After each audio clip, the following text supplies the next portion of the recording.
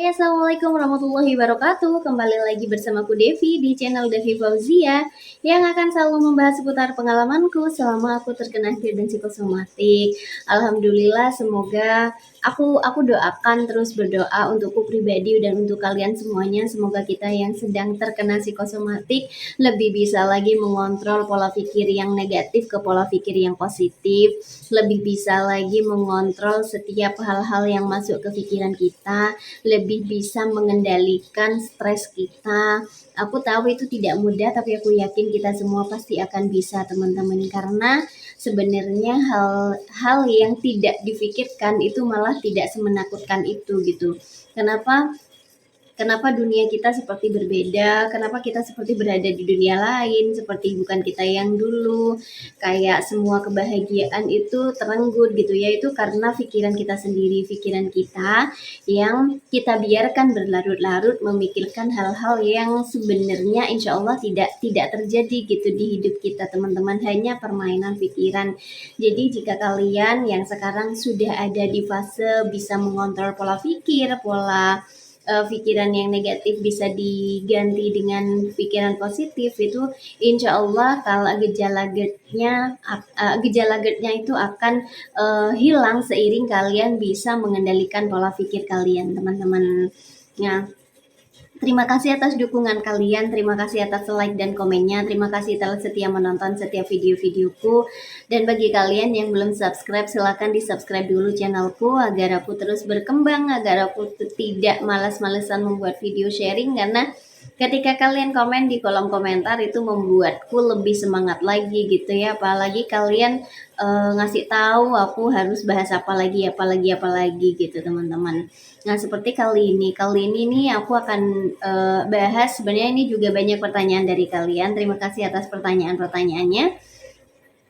Sebenarnya mana dulu sih yang harus disembuhkan gitu? GERD-nya dulu apa psikosomatiknya dulu? Menjaga pola makan dulu apa menjaga pola pikir dulu? Nah, karena seperti yang aku bilang sebelumnya, kalau pencernaan pencernaan yang masalah pencernaan yang diikuti dengan kecemasan itu seperti lingkaran setan, teman-teman. Ketika kita salah makan, akhirnya ada sensasi pencernaan. Setelah ada sensasi pencernaan, biasanya kita pikiran kita ada nalar kemana-mana gitu ya, traveling kemana-mana yang mengakibatkan kita terlalu cemas, kita terlalu panik akan suatu hal yang sebenarnya tidak terjadi gitu. Ketakutan-ketakutan itu benar-benar hanya di pikiran kita saja, teman-teman. Nah, sebenarnya mana dulu sih yang harus disembuhkan gitu ya? Kalau aku lebih baik dilihat pemicunya.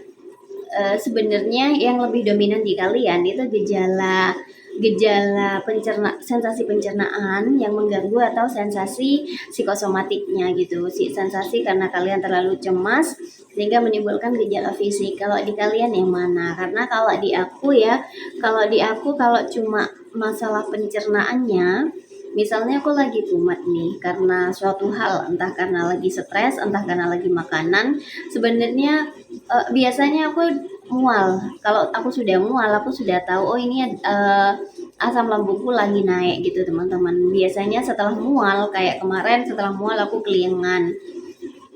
Karena dari pagi rasanya pikiranku tuh bukan memikirkan hal-hal yang buruk, tapi kayak stres aja gitu, teman-teman. Banyak hal yang dipikir dalam satu waktu dan itu tidak boleh. Nah, akhirnya aku tahu nih, oh asam lambungku lagi naik. Jadi sebenarnya untuk membuat asam lambungnya stabil itu sangat mudah ya, teman-teman ya. Kalau menurut aku itu sangat mudah, karena dengan merilekskan tubuh, merilekskan pikiran, menjaga lagi pola makan, insya Allah sehari 2 hari selesai. Aku aja cuma semalaman, paginya sudah enakan, sudah ada kembung lagi, sudah ada mual lagi, sudah ada keliangan lagi gitu ya. Jadi pertanyaan-pertanyaan masalah keliangan, aku benar-benar kalau asam lambung lagi naik itu memang keliangannya ikutan gitu, teman-teman. Dan aku sudah teliti itu berulang kali. Jadi kayak kemarin aku tiba-tiba kayak kepala sakit gitu ya, kayak kelingan, kayak berat gitu ya. Terus biasanya mual, oh ini bener-bener gara-gara asam lambungku naik, jadi aku kelingan gitu, teman-teman. Nyampe rumah, makan, habis itu rilekskan badan, tidur semalaman, alhamdulillah paginya sudah baik gitu. Jadi kalau menurut aku kalian harus tahu nih pemicu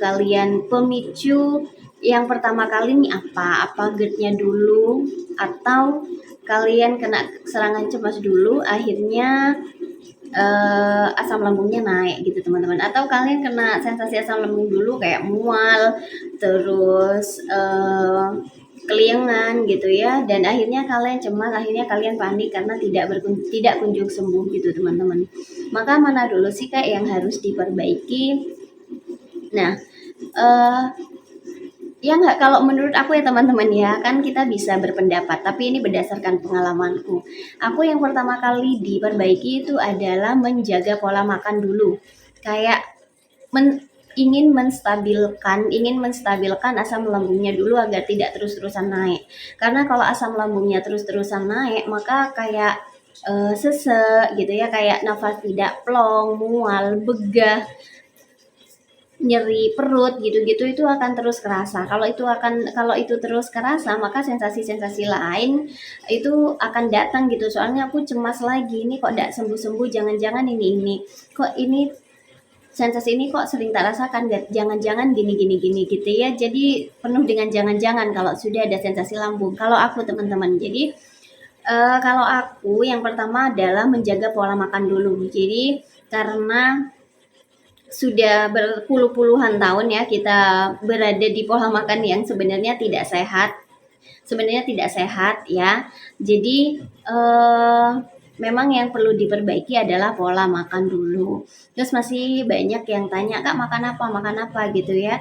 Karena aku termasuk dispepsia fungsional yang tidak terlalu banyak pantang makanan, maka aku bisa makan segala sesuatunya, tapi aku teliti teman-teman. Kayak misalnya habis makan santan-santan dari pagi sampai malam perutku udah enak. Oh berarti aku tidak bisa santan-santan. Bukan tidak bisa terus-terusan makan santan-santan gitu teman-teman. Jadi kalian yang harusnya tahu makanan apa yang cocok dan tidak cocok di kalian. Karena kalau kalian sudah tahu poin pentingnya ini, maka insya Allah gejala lambungnya akan stabil gitu teman-teman. Asam lambungnya akan stabil lagi gitu, tidak naik lagi gitu. Jadi memang yang perlu dilakukan pertama kali adalah menjaga pola makan dan pola waktu makan.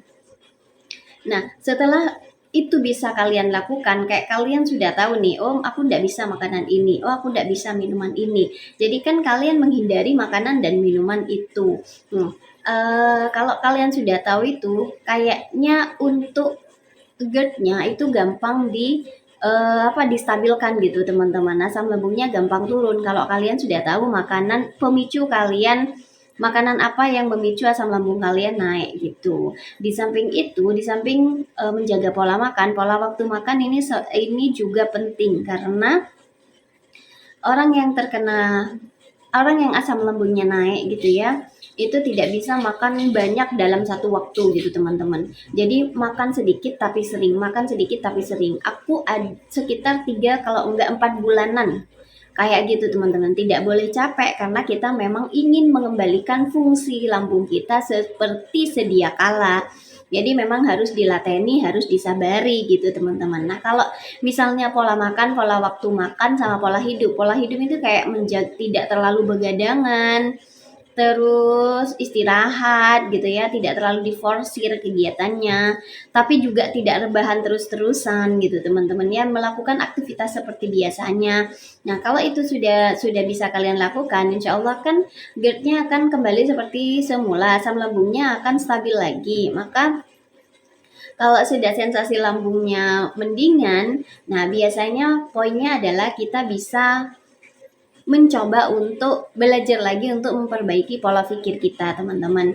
Nah, di sini memang menjaga pola pikir agar tidak traveling kemana-mana, memikirkan hal-hal yang negatif gitu ya. Memang perlu usaha, memang perlu effort yang lebih gitu, karena terbiasa mungkin dari dari dulu kan kita membiarkan pikiran-pikiran negatif itu tinggal gitu berlama-lama di pikiran kita gitu teman-teman, dan itu dilakukan selama berpuluh-puluh tahun. Maka ketika kita ingin mengubah secara instan, ketika kita ada pikiran negatif masuk langsung bisa mengubah dengan instan gitu, itu memang susah dilakukan. Tapi aku yakin ketika kita mau berusaha, mau belajar lagi, mau mendengarkan lagi, tentang semua yang bagikan oleh para mentor gitu ya, dan itu mau diterapkan, maka insya Allah semuanya akan berada di fase ini, di fase dimana kalian sudah tidak takut lagi memikirkan hal-hal yang negatif, kalian sudah bisa mengganti hal yang negatif dengan hal-hal yang positif gitu teman-teman.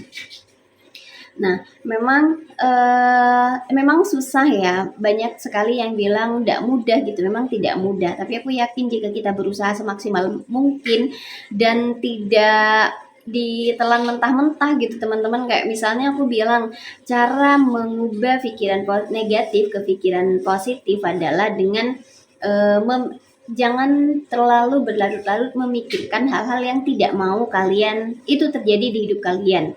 Terus kalian kayak alah itu susah gitu. Kalau sudah kayak gitu itu biasanya susah sungguh akhirnya. Maka yang baik adalah dicerna dulu, dipelajari dulu, siapa tahu hal itu tuh benar-benar bisa kalian lakukan gitu teman-teman. Karena aku juga berkata seperti ini, memang aku pernah berada di fase itu dulu, sering bernegatif thinking gitu ya, suka menyalahkan keadaan, dan aku masih terus belajar. Bukan aku sudah bisa berada di fase yang segala sisi dipandang dengan sudut pandang yang positif. Aku masih terus belajar sebenarnya sampai sekarang.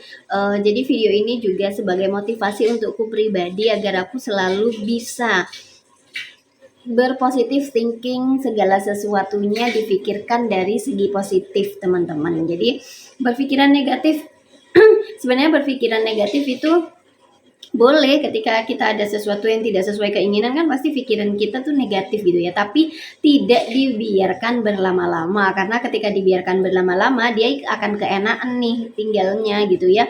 Karena ketika kita sudah memikirkan hal-hal yang negatif itu kan terus aja gitu ya, tidak bisa berhenti gitu ya teman-teman ya, akhirnya energi kita terkuras untuk itu, akhirnya lemas lagi dan kawan-kawannya itu teman-teman. Jadi menurut aku, mana dulu sih yang perlu disembuhkan ketika kita terkena GERD dan psikosomatik? Yang pertama, benar-benar menjaga pola makan.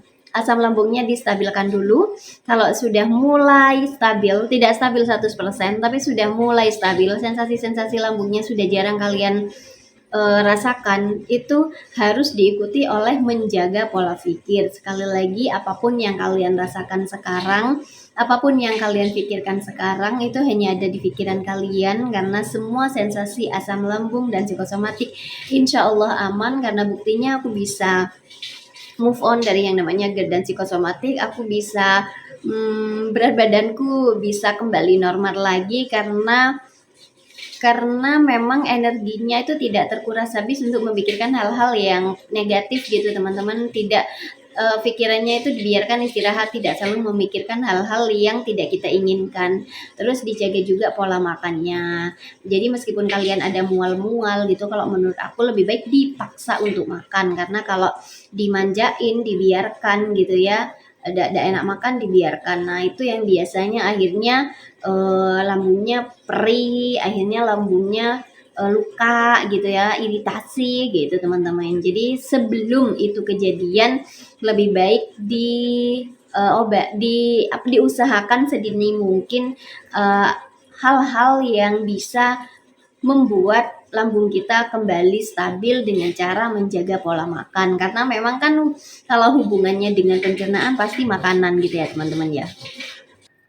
Jadi menurut aku itu sih hal-hal yang perlu dilakukan agar kita semakin hari semakin membaik gitu teman-teman.